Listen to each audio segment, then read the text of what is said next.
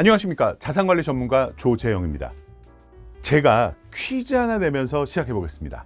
2021년에요. 증여를 받고 국세청에 증여 신고를 한 건수가 몇 건쯤 될까요? 만 건이요? 5만 건이요? 팩트는요, 무려 26만 건이 넘습니다. 네, 이 자료는요, 매년 국세청에서 발표하는 국세통계연보에 의한 자료인데요. 예, 26만 건이 넘는 증여가 한 해에 이루어지고 있습니다. 그런데요, 이 증여 중에서도 가장 많은 비중을 차지하고 있는 것 중에 하나가 바로 주택의 증여입니다. 뭐 주택의 또 대부분은 아파트겠죠. 그렇죠? 자, 그런데요, 이 아파트 증여의 굉장히 큰 변화가 2023년에 이루어진다고 합니다. 그게 뭘까요? 지금부터 알아보도록 하겠습니다. 정부는요, 정확하게는 행정안전부입니다. 2021년에 지방세입이 이제 굉장히 쪼그라들고 하다 보니까 관계법률 개정안을 발표했는데요. 여러 가지 내용들이 있는데 제가 관심을 갖고 보는 것은 바로 취득세에 관련된 것입니다. 2023년부터 무상취득, 여기서 무상취득은 쉽게 말해서 대가를 치르지 않고 공짜로 취득을 하는 겁니다. 뭐가 있을까요? 상속이 있고요, 증여가 있습니다. 이 경우에 취득세를 뭘 가지고 계산을 하냐면요, 2022년까지는 시가 표준액으로 계산을 했습니다. 쉽게 말해서 공시가격을 가지고 취득세를 계산해서 납부하면 됐습니다. 그런데 2023년부터는 야, 이거 갖고 안 되겠어 해서 실제 시장 가치를 반영한 시가 인정액으로 취득세를 계산해서 납부해라, 이렇게 바뀐다는 겁니다. 시가 인정액이란 뭐냐면요, 감정가액, 그러니까 감정평가 받은 거죠. 아니면 경매, 공매가 일어났다면 그 경공매 낙찰금액, 또는 유사매매 가액, 요 세 가지 중에서 가장 최근의 거래 가액을 말합니다.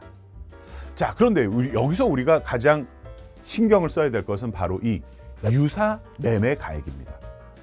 유사매매 가액은 뭐냐면요, 증여받은 아파트가 매매되거나 경매되거나 공매되거나 뭐 이러지 않더라도 같은 단지 안에서 내 아파트와 같은 평형의 아파트가 매매됐다면, 내 사례는 아니잖아요. 비슷한 사례죠. 유사 사례죠. 이 유사 매매 사례를 시가 인정액으로 볼 수 있다는 겁니다. 전용 면적 차이가 한 5% 안쪽으로는 달라도 유사 매매로 봅니다. 또 그 공시가액 차이가 5% 이내라도 역시 같은 유사 매매로 봅니다. 그러니까 결론은 심플하게 다시 한번 말씀드리지만, 2022년에는 공시가격으로 취득세를 낼 수 있지만 2023년부터는 시세대로 취득세를 내야 된다라는 겁니다. 자, 굉장히 큰 변화입니다. 자, 지금도 매매, 그러니까 이거는 유상이죠. 또는 신축, 증축, 이거는 대부분 실거래가를 과세 표준으로 하고 있습니다. 그런데요, 아까 말씀드린 것처럼 상속이나 증여로 공짜로 취득하게 되는 경우에는 시가 표준액으로 취득세를 계산을 합니다. 아시는 것처럼 실제로 시세 대비 뭐 한 30% 이상 더 낮은 경우가 많습니다. 그런데 2023년부터는요, 이 공시가격, 즉 시가 표준액보다 훨씬 더 높은 시가 인정액으로 취득세를 계산해서 세금을 내야 됩니다. 당연히 세 부담이 부쩍 높아질 수밖에 없습니다. 예를 들면 제가 아파트를 증여를 받는데 그 아파트가 공시가격은 한 10억 정도고요. 실제 매매 사례, 우리 아파트 한 제 같은 평형 얼마쯤 팔았나, 사고 팔았나 보니까 한 15억 정도에 사고 팔았다고 가정하겠습니다.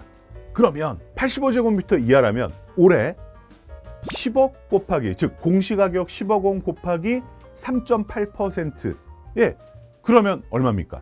예, 3,800만 원이죠.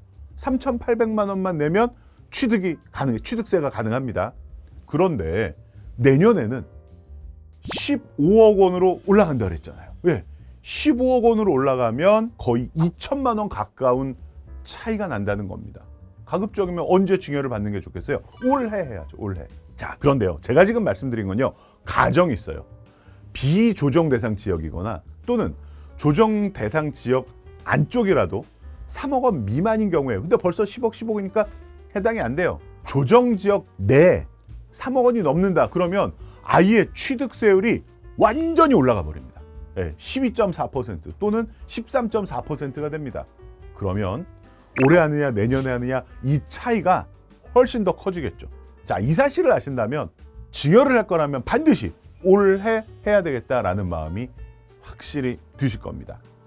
자, 그런데요. 좀 복잡하실 겁니다. 왜냐하면 우리 지역이 조정지역인가 아닌가, 몇 평형인가, 금액이 얼마냐 이런 것들 다 따져보시기 좀 힘드시죠. 이럴 때는요. 셀리몬에 들어가시면요. 주소만 입력하면 부동산 공시가격, 시세 추정 그리고 증여세와 취득세를 다 깔끔하게 계산을 해서 자동적으로 보여드리는 이런 서비스가 진행되고 있습니다.